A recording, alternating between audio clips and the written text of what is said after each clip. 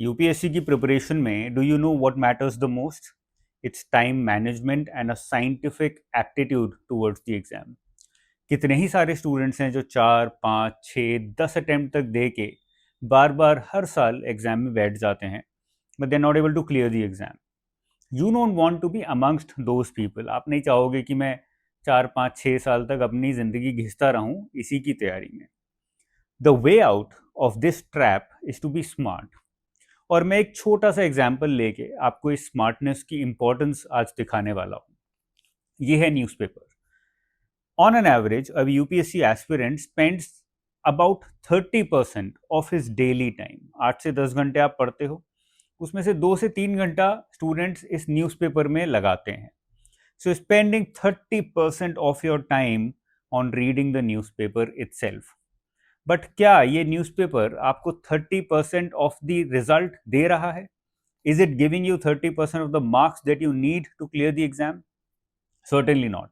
ये आपको 5-10% ही देता है मैक्सिमम, शायद उतना भी नहीं देता है। Therefore, spending time on the newspaper and spending a certain day of your time on the newspaper is actually wastage of your time. ऐसे ही बहुत सारे छोटे छोटे हम लोग अनस्मार्ट एक्टिविटीज कर रहे हैं अपनी प्रिपरेशन के दौरान, which are actually resulting in our failure. तो न्यूज़पेपर में एग्जाम्पल दूं तो कैसे पढ़ना चाहिए और कब पढ़ना चाहिए? Normally when you start with your day, you seen in movies that all the collectors, babus, big people, smart people, they start their day with the newspaper. Newspaper आता है, आता भी सुबह ही है, 5 बजे 6 बजे, तो हम सुबह सुबह ही पढ़ने बैठ जाते हैं। So in that we are hard wired to think कि न्यूज़पेपर तो सुबह ही पढ़ना चाहिए। इसकी वजह से हम लोग न्यूज़पेपर ऐसे टाइम पीरियड पे पढ़ रहे हैं which is are most productive time.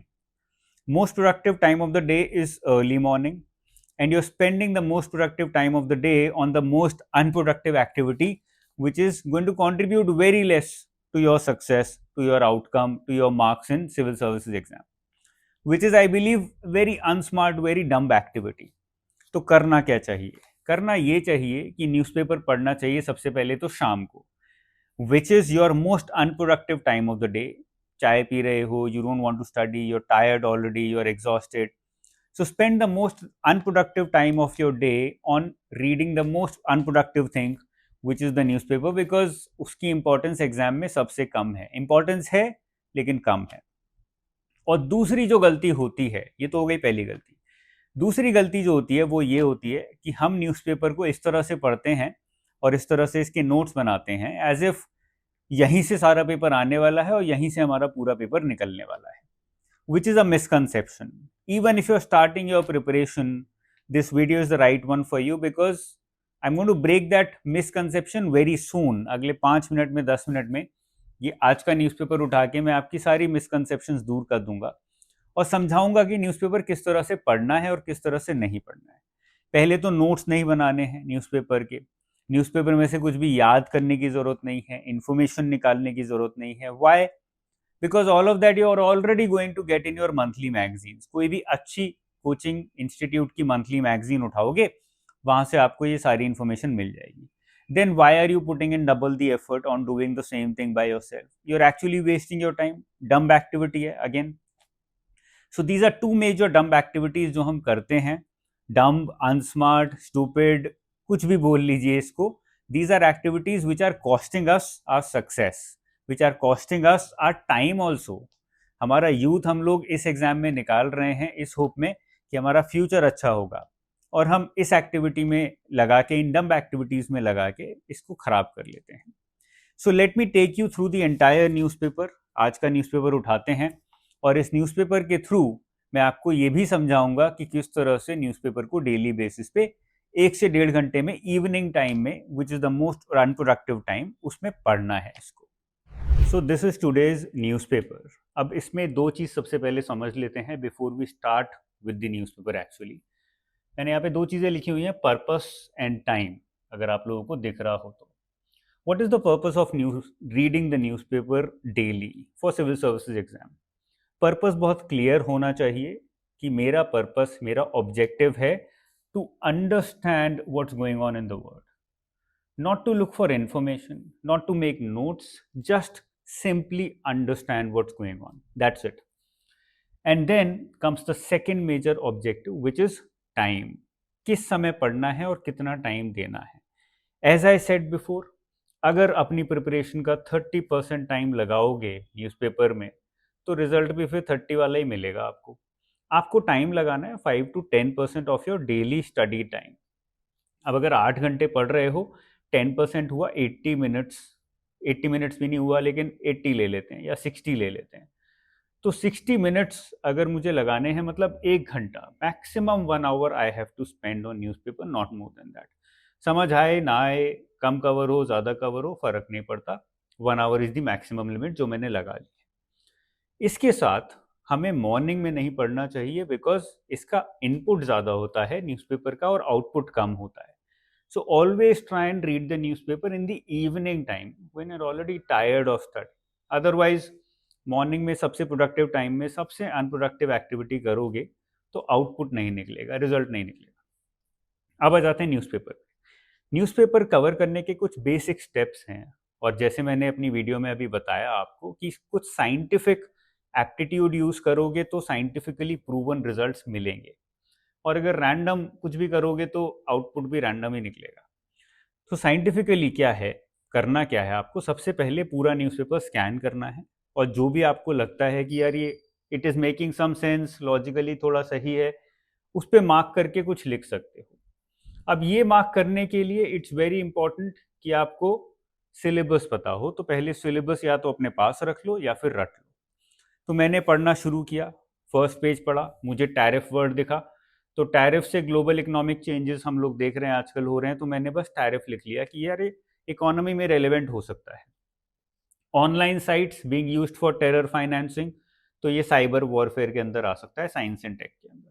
तो मैंने 2 मार्क किए. और ये सारी पॉलिटिकल न्यूज़ हैं, मैंने हटा दी. बेसिक कोई मर गया, किसी ने किसी को मार दिया, क्राइम है, ये सारी चीज़ें सब हटा दिया. इसके बाद सीधा it is better to come to the last page. ज़्यादा अच्छा आपको रिजल्ट मिलेगा जब लास्ट पेज पे आओगे, सेकंड पेज से नहीं जाना है. लास्ट पेज नॉर्मली स्पोर्ट है, स्पोर्ट में नॉर्मली ज़्यादा कुछ होता नहीं है. पीछे चलेंगे, स्पोर्ट है, कैलेंडर है, ज़्यादा कुछ इंपॉर्टेंट नहीं है. अब इंपॉर्टेंट आने लगेगा. अब ये एक्सप्लेन्ड पेज है जहाँ पर आपको काफ़ी अच्छी चीज़ें मिलेंगी. यहाँ पर देखिए 4 आर्टिकल दिए हैं मेजर, 4 में से 3 इंपॉर्टेंट लगे. ऐसे आपको पता लग गया कि यार एक्सप्लेन्ड पेज में सबसे ज़्यादा अच्छी न्यूज़ आती है. सबसे ऊपर है signal from continuing purge of top officials in China. अब ये डायरेक्टली रेलेवेंट नहीं है, बहुत सारे स्टूडेंट्स हो सकता है इसको छोड़ भी दें. मुझे करप्शन इंपॉर्टेंट वर्ड लगा क्योंकि GS4 में एथिक्स में आपका आता है. तो ये बहुत अच्छा एग्जाम्पल और बहुत अच्छी स्टोरी हो गई. Again you don't have to make notes, you don't have to write it anywhere, you don't have to keep it anywhere. बस पढ़ो और सोचो कि सिलेबस में कहाँ लाए करता है. जहाँ भी सिलेबस में कनेक्ट करोगे उसको याद रखने की कोशिश करो, as a story, as an example in this specific case. हो सकता है याद ना रहे, इट्स कंप्लीटली ओके. नोट्स बनाना ही चाहते हो तो जो ऑनलाइन नोट्स बना रहे हो वहां पर एक अलग पेज बनाओ, करप्शन अंडर GS4 एथिक्स, और उसमें ये एग्जाम्पल लिख लो. That is the max that you can do. उसके बाद यहाँ पर एक साइंस की न्यूज़ है, melting glaciers can lead to more volcanic eruptions. अब साइंस में हमने देखा है कि करंट अफेयर्स से ही ज़्यादा क्वेश्चंस आते हैं, but at the same time current affairs ये तो मुझे कोचिंग इंस्टीट्यूट्स के जो भी मैगजीन्स आती हैं उनमें मिलेगा ही. बट मुझे समझना ज़रूरी है कि ग्लेशियर्स अगर मेल्ट हो रहे हैं तो उससे वोल्केनोज के इरप्शन ज़्यादा क्यों हो रहे हैं, मुझे पता होना चाहिए. अदरवाइज कोई पॉइंट नहीं है, मैं पढ़ूंगा मुझे याद नहीं रहेंगी आधी चीज़ें. यहाँ पर रीजंस दिए हैं, तो ये कॉन्सेप्ट हो गया. ये कॉन्सेप्ट समझना ज़रूरी है. आपको यहाँ पे दिख रहा होगा, अब दिख रहा होगा, यहाँ पे रीजंस दिए हैं. This is the work of the newspaper. ये न्यूज़पेपर का काम है आपको कॉन्सेप्चुअली या अंडरस्टैंडिंग आपकी जनरेट करना. 2 मेजर काम होते हैं न्यूज़पेपर के for civil services exam, understanding generate करना और सेकेंडली ओपिनियन जनरेट करना. ये दोनों अलग अलग चीज़ें हैं और दोनों ही बड़ी इंपॉर्टेंट हैं. This is the core purpose of the newspaper. अच्छा, तो यहाँ पर इस वाले न्यूज़ में मुझे लगा यार मुझे पता होना चाहिए कि glaciers if they are melting then how is it resulting in more volcanic eruptions. तो मैंने यहाँ से रीज़न उसका समझ लिया. हो सकता है समझ आए, नॉन साइंस स्टूडेंट्स को हो सकता है समझ ना भी आए. फिर आ गए इस वाले न्यूज़ आर्टिकल में.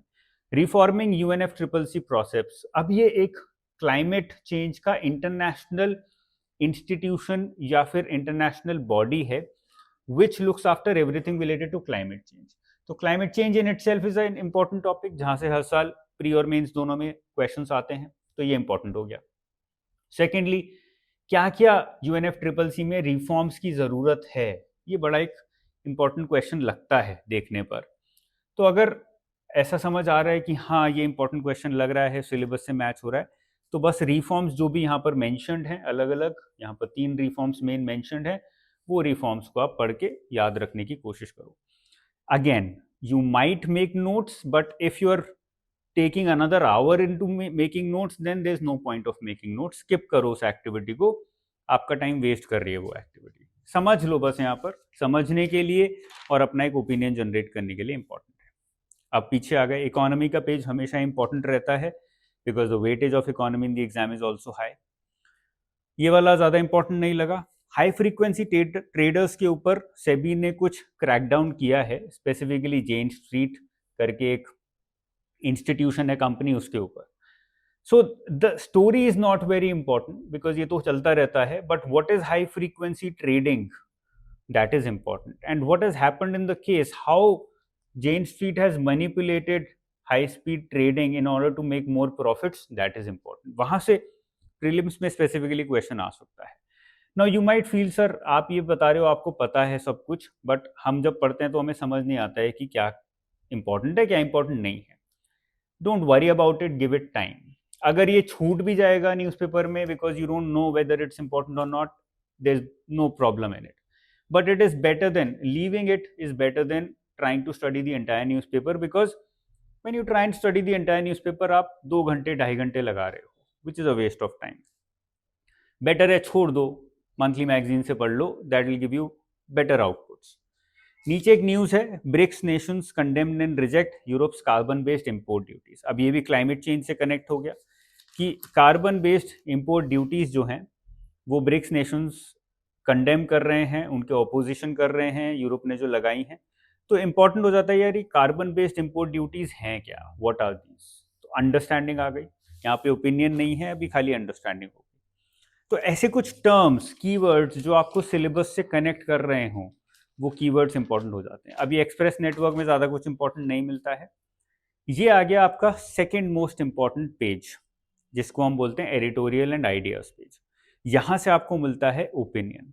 अब यहाँ पर हर आर्टिकल इंपॉर्टेंट नहीं होने वाला है, जैसे कि cool clothing in times of heat useless है हमारे लिए, एग्जाम के लिए यूजलेस है, मतलब मेरे लिए यूजलेस है। What the West doesn't get, there can be no equivalence between India and Pakistan, not useful, मेरे लिए यूजफुल नहीं है। नीचे आपको अब दिख रहा होगा, क्योंकि एग्जाम में इंडिया पाकिस्तान के ऊपर क्वेश्चन आने के चांसेस बड़े कम है। क्वेश्चन आएगा, we are more concern about the developed nations, about Russia, about Europe, that is our concern in foreign policy. Okay, old Delhi new Washington ज़्यादा कुछ मुझे अच्छा नहीं मिला, इरेलीवेंट है। ये वोटर्स के ऊपर एक आर्टिकल है।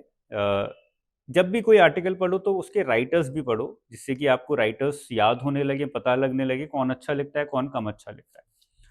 तो बिहार में इलेक्शंस के टाइम पे इलेक्शन कमीशन ने एक नई एक्सरसाइज स्टार्ट करी है, स्पेशल इंटेंसिव रिवीजन एक्सरसाइज। अब ये एक्सरसाइज क्या है ये पता कर सकते हो, यहाँ पे लिखा है, इससे पता लग जाएगा। Election commission is an important institution for governance in our country, इसीलिए इंपॉर्टेंट हो जाता है। राइट टू वोट की यहाँ पर बात हो रही है जो कि कॉन्स्टिट्यूशन में मेंशन्ड है, इसीलिए भी ये आर्टिकल इंपॉर्टेंट हो जाता है।